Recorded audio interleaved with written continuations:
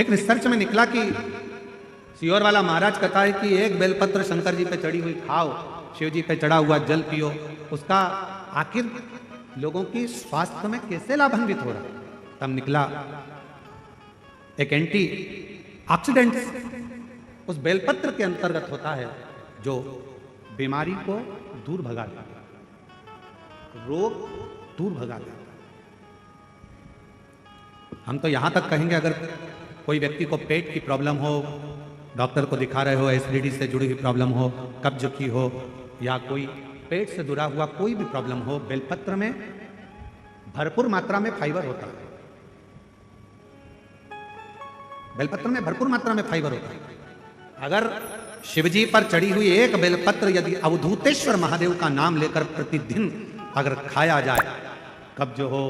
पेट का प्रॉब्लम हो, या अन्य गैस का, अपाच का, एसिडिटी का कुछ भी प्रॉब्लम हो, यदि अवधूतेश्वर महादेव का नाम लेकर एक बेलपत्र सुबह सुबह शिवजी पे चढ़ा खाना प्रारंभ कर दो, 15 दिन में मालूम पड़ जाएगा कि आपको एसिडिटी हो ही नहीं सकती, कब्ज का प्रॉब्लम हो ही नहीं सकती, गैस का प्रॉब्लम हो ही नहीं सकती। एक बेलपत्र,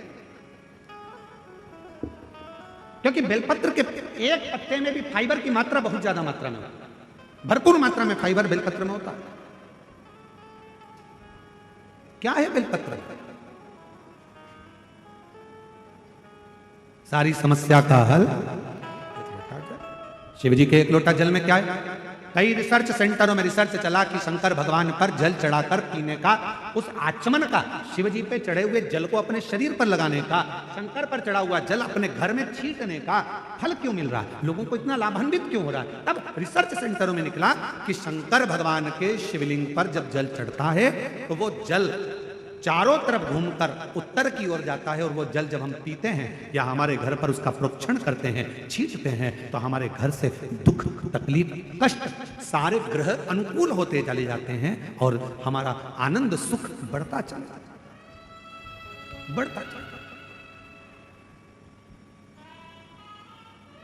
महाराज,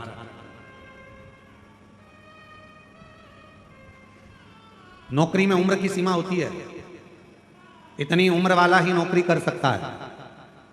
परीक्षा में समय की सीमा होती है कि इतने समय में ये एग्जाम क्लियर करना है, इतने समय में पेपर देना है। नौकरी में उम्र की सीमा होती है, परीक्षा में समय की सीमा होती है, गाड़ी में गति की सीमा होती है कि इससे ज्यादा मत चढ़ाना, ज्यादा तेज चलाओगे तो ऊपर निकल जाओगे। इसलिए नौकरी में उम्र की सीमा है, महाराज परीक्षा में समय की सीमा है, गाड़ी में गति की सीमा है, पर मेरे शंकर भगवान की अविरल भक्ति की कोई सीमा नहीं है, शिव की करुणा की कोई सीमा नहीं है, शिव की दया की कोई सीमा नहीं,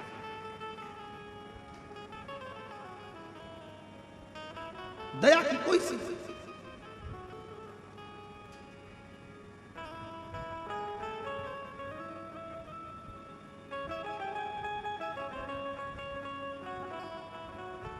देवराज ब्राह्मण के ऊपर भी मेरे शिव ने कृपा की।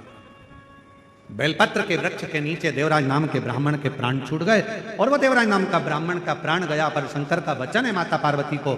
जिसके प्राण बेलपत्र के वृक्ष के नीचे जाते हैं या जिसके शरीर के अंदर बेलपत्र का थोड़ा सा भी भाग रहता है, वो जीव फिर नरक नहीं होगा, नरक से दूर हो जाता है, नरक से।